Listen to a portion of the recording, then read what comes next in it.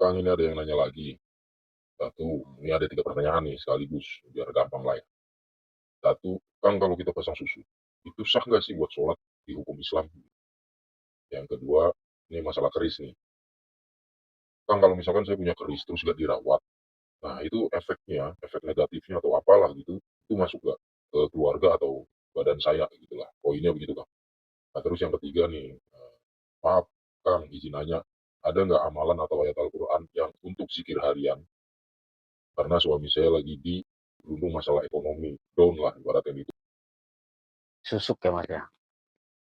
Arti kata susuk apa sih? Bukan susuk yang buat masak ya, susuk. Dan misalkan ada pertanyaan gini, Kang, saya masang susuk, sholat saya haram nggak? Haram. Pengertian susuk itu? Iya, pengertian susuk itu apa? Sesuatu barang tohir yang ditancapkan ke dalam tubuh. Itu masuk. Entah itu di sini, entah itu di mana. Itu aja hukumnya udah haram. Apalagi untuk sholat. Itu yang harus dibilah dulu. Entah itu bentuknya keris, entah itu bentuknya intan, entah itu bentuknya emas. Apapun barang yang masuk atau dimasukkan ke dalam tubuh kita, itu haram hukumnya. Jangan berpikir barang yang dimasukkan ke tubuh kita yang lain ya, susuk ya. Kenapa? Kodratnya manusia, setelah kita sakaratul maut dan meninggal, barang yang ada di tubuh kita itu dikeluarin semua. Jangankan susuk mas, itu wajib dikeluarkan. Kalau kita mandiin ya, kita mandiin mayat, kita mandiin mayit atau jenazah, itu perutnya dilus mas, perutnya dilus. Kenapa? Agar kotoran di dalam tubuh sang mayit itu keluar sambil nyiramin air, gitu. Itu harus keluar. Apalagi yang berbentuk benda, ya haram. Kita masang susuk aja, entah itu bentuknya emas, entah itu bentuknya inten. Ada lagi susuk yang aneh, bentuknya keris. Itu pengalaman saya waktu di Banyuwangi itu sama almarhum Mbah Yai saya dulu tuh. Itu nolong orang, terus yang dicabut itu berbentuknya keris gini. Itu susuk buat kebalan atau apa saya lupa itu. Itu aja haram, apalagi buat sholat. Beda lagi, beda cerita ya. Bentuk emas, gelang, kalung, atau cincin, atau anting. Itu kodratnya wanita sah, tapi kalau kodratnya laki-laki, haram hukumnya. Kenapa? Karena ada satu hukum. Kenapa laki-laki haram hukumnya untuk memakai emas? Emas itu kan nyerap di badan itu jadi penyakit. Nah, kalau wanita itu kodratnya kan bisa ngeluarin dari apa? Dari haid. Tapi ya, dari haid. Tapi kalau laki-laki kan gak ada. Makanya laki-laki diharamkan. Makanya kadang saya bingung, ada kiai, ustadz atau orang pinter lah ya. Dia pakai cincin emas, ya kan? Terus ngomong sama jemaahnya, jangan pakai emas ini. Sedangkan dia sendiri pakai, gitu. Sedangkan dia berfatwa bahwa emas itu haram. Itu bodohnya orang-orang yang memang bergelut di dunia spiritual, tapi dia itu melanggar aturan itu sendiri, gitu loh. Bukan saya mengucilkan ya, bukan saya mengucilkan hati mereka, enggak. Tapi lihat dulu gurunya ini pakai emas enggak? Oh, gurunya aja pakai emas. Otomatis mereka juga berpikir, ah dia aja pakai emas, saya juga, masa saya nggak boleh? Kan gitu. Padahal dia tahu hukumnya. Haram atau enggaknya, dia tahu hukumnya, gitu loh. Nah, jadi kalau misalkan ada orang nanya ya mas ya, misalkan ada, saya masang susuk, sholat saya haram enggak ya? Ya haram. Gitu. Tapi kalau sah atau enggak, saya nggak berani jawab karena sah atau enggaknya Allah yang menentukan. Prerogatif haknya Allah itu, bukan hak kita, bukan hak manusia, bukan hak makhluk. Tapi kalau haram atau enggak, ya haram hukumnya gitu. Nah itu mas, kalau masalah susuk ya. Nah yang kedua tadi apa? Keris ya. Kang, saya punya keris. Tapi saya nggak ngerawat nih. Nah itu aura negatifnya ngebalik nggak sih ke kita? Nah jadi gini, Anda itu buat apa dulu gitu? Megang keris itu niatnya buat apa? Tapi kalau niatnya megang keris untuk menuhankan satu keris, itu nggak usah megang. Kenapa? Jadi malas ngerawat. Misalkan malas ngerawat gini, Pak nanti ini tolong ya dikasih sesaji Entah itu malam Selasa Kliwon, Jumat Kliwon, satu suro atau Maulud tanggal 12 itu yang harus dijamak. Terus Anda lalai. Nah, setelah itu ada kejadian. Oh, kok warung saya jadi kayak gini ya? Oh, kok anak saya jadi sakit-sakitan? Oh, istri saya jadi sakit-sakitan. Kan gitu. Ya kan? Ada kan kasus kayak gitu. Nah, terus nanti dia menuhankan, oh iya ya, apa saya belum merawat keris ini ya? Loh, segala sesuatunya di muka bumi ini itu datang dari Allah. Penyakit, sehat, apapun itu gitu. Jadi gini, kalau untuk perihal megang keris atau apapun itulah, pokoknya cincin tah, terus tombak tah atau apapun itu yang memang berbau mistik ya. Yang penting kita jangan menuhankan keris itu sendiri gitu. Ya, contohnya gini. Setelah saya megang keris ini, usaha saya lancar. Ibaratkan saya bisa punya mobil, saya bisa punya rumah, saya bisa. Nah, itu udah menuhankan keris itu sendiri gitu loh, Mas. Itu yang dinamakan menuhankan satu benda gitu. Nah, kalau Allah udah marah, mau apa coba? Itu. Jadi kalau dibilang, Kang saya punya keris, saya nggak pernah dirawat, itu aura negatifnya ya sebenarnya sih nggak seperti itu. Cuma sugesti orang itu jadi takut, sugesti. Yang masuk itu sugesti, Mas. Contoh aja gini, ada satu peramal, eh Mas Iman, hati-hati ya sampai saat naik motor tanggal ini, bulan ini, eh, jam ini, gitu. Hati-hati, nanti ada musibah gini-gini. Nah, jadi kan sampean pikiran, Mas. Jadinya sugesti gitu loh. Jadinya sugesti. Ada sedikit-dikit kaget, ada sedikit-dikit kaget. Nah, itu yang bikin kita goyangnya di situ pikiran kita. Segala sesuatu, segala sesuatu ya saya bilang. Itu tergantung dari pikiran kita. Kalau pikiran kita tenang, ya udah kita lancar-lancar aja. Allah yang bakal jaga kita gitu. Jadi nggak usah berpikir bahwa oh iya nih saya udah diramal gini gini gini. Itu sama aja satu benda itu seperti itu. Memang benda itu jadi kolektor ya, sampai jadi kolektor. Benda itu bagus kelihatannya, entah itu dari pamornya, entah itu dari sisiknya, entah itu dari apanya, kerangkanya lah, atau warangkanya atau apa. Ya nggak apa-apa, nggak masalah, tapi jangan menuhankan. Yang dimaksud menuhankan ya tadi pertanyaan tadi. Oh, setelah saya nggak rawat, saya jadi sakit-sakitan ya, anak saya jadi begini. Nah, itu jadi sugesti gitu loh. Itu maksud saya. Jadi boleh orang mau megang keris itu boleh. Mempunyai keris, memiliki keris itu boleh, nggak masalah. Nggak masalah. Nggak ada hukum yang mengharamkan gitu.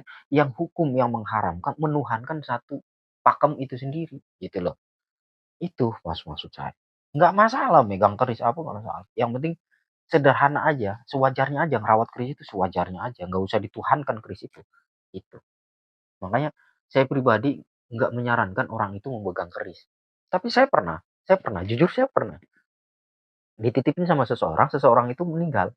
Nah, akhirnya almarhum itu nitip pesan sebelum meninggal, nitip pesan, tolong bilang ke Kang Maesa, itu kerisnya buat beliau katanya, buat saya. Nah, akhirnya saya nggak suka. Akhirnya ada yang datang ke saya tuh. Namu datang ke saya, ngobrol-ngobrol. Kang, kayaknya keris bagus tuh. Gitu. Kalau mau ambil aja. Nah, tanpa sadar, saya juga nggak sadar kalau beliau itu memberikan amplop ke saya, itu saya buka 5 juta. Saya bilang, nah, ini duit siapa? Saya bilang gitu. Waktu itu, ini duit siapa? Ternyata orang yang saya kasih keris itu, dititipinnya ke anak saya loh. Ke anak saya dititipinnya. Gitu. Ya saya nggak tahu apa itu saya yang dinamain ngejual atau gimana, saya juga nggak tahu. Tiba-tiba anak saya waktu kecil itu, anak saya kecil ngadain duit 5 juta. Nah, sedangkan yang keris itu udah saya kasihin, ya udah saya ikhlas aja. Kalau mau rawat ya silakan gitu. Nah, itu masalah keris, Mas. Jadi nggak ada pakemnya keris itu bikin musibah atau bikin sukses atau apa, nggak ada gitu. Ngomong kosong gitu. Ada beberapa orang pintar, oh keris ini hebat, gini gini gini gini gini. Allah yang hebat. Kenapa? Keris itu hanya jadi sebatas perantara aja. Di dalam itu ada jinnya. Jinnya apa dulu? Banyak kan jin kayak gitu kan kafir. Menyesatkan, Mas. Gitu. Gampang. Sini, kalau mau ngisi sama saya sini. Teman-teman saya banyak. Bukan saya ya, kalau saya mau orang awam. Saya orang awam, Mas. Nggak bisa kayak gitu. Cuma kalau emang mau ngisi, ya banyak teman-teman saya orang-orang pintar. Sini, bawa keris, terus diisi atau gimana. Banyak kawan-kawan saya. Itu kalau masalah keris ya Mas ya. Nah yang ketiga, tadi bilang zikir harian. Zikir harian itu banyak, banyak zikir harian. Nah, kalau mau zikir harian yang memang itu untuk keluh kesah kita kepada Allah, memberikan manfaat itu banyak. Al-Ikhlas, Al-Falaq, An-Nas. Cuma kan ada beberapa yang memang itu untuk kita zikir harian lah. Nah, contoh gini. Ini dipakai juga nggak masalah ya. Satu, pertama kali kita mau ini syahadat. Asyhadu an la ilaha illallah wa asyhadu anna Muhammadar Rasulullah. Itu 3 kali. Yang kedua, istighfar. Itu ada di balik juga nggak masalah. Istighfar dulu atau syahadat dulu. Tapi kalau saya biasanya syahadat dulu 3 kali, istighfar 3 kali, baru nanti dia dia dia Fatihah buat badan dia sendiri. Summa ila aruhi wal jasadi.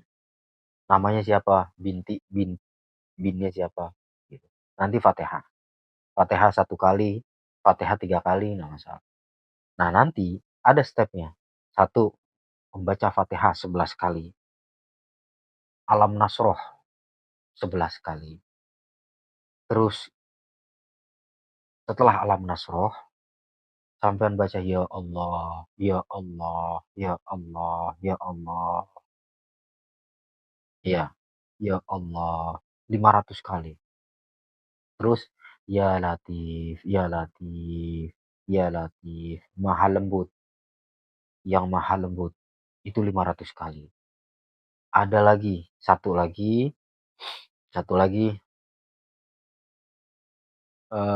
dia solawat, solawat biasa. Dia solawat biasa. Dia solawat biasa, Mas. Nah, kalau memang ini mau dibawa, nggak apa-apa, nggak dibawa, nggak apa-apa. Iya, ah, ah, iya. Enggak, ini yang terakhir solawat yang biasa. Solawat biasa. Itu 313. Hasbunallah wa ni'mal wakil, ni'man maula wa ni'man nasir. Nah, kalau misalnya ini hasbunallah wa ni'man wakil, hasbunallah wa ni'man wakil, enggak masalah. Jadi urutannya begini. Fatihah 11 kali, Alam Nasroh. Alam nasroh laka sudrahu wa wada'na anka wisrah alladhi anqadha dhahrahu wa rafa'na laka dzikraka fa inna ma'al usri yusra inna ma'al usri yusra fa idza faraghta fansub wa ila rabbika farghab. Itu 11 kali. Ya, terus ya Allah, ya Allah, ya Allah. 111 kali nggak masalah. Tadi saya bilang 500, 111 kali. Terus ya Latif 111 kali. Terus hasbunallah 111 kali nggak masalah. Itu untuk zikir harian. Setiap sholat fardu atau memang kalau memang ini ya apa selesai sholat maghrib itu. Nah, terutama ya Mas, jarak 41 hari full nggak ada putusnya. Sampean itu membaca Yasin untuk orang tua. Iya, untuk orang tua. 41 hari aja, terus berturut-turut. Setiap ada maghrib Yasin, pada maghrib lagi Yasin. Itu untuk orang tua. Kita dibawa semua, yang orang tua dibawa semua. Yang almarhum ya, entah itu nenek, kakek, nenek dari mertua kita, kakek dari mertua kita, gitu. Terus apa mertua kita udah meninggal atau belum? Kalau memang udah meninggal bawa, diyasinin semua. Cukup 1 kali aja Yasin. Itu. Coba nanti lihat reaksinya gimana untuk kehidupannya gitu. Fatihah, Alam Nasroh, Ya Allah, terus Ya Latif, sama Hasbunallah wa ni'mal wakil. Hasbunallah wa ni'mal wakil itu. Iya, itu buat ibu siapa tadi ya? Ya itu. Coba aja. Tapi kalau memang mau yang ringkes, baca Fatihah 11 kali, Alam Nasroh, ya Alam Nasrohnya 33 kali, sama Inna A'tainakal Kausar. Al-Kausar. Al-Kausarnya 33 kali. Itu untuk wirid harian. Ya. Oke. Terima kasih sebelumnya ya. Ya.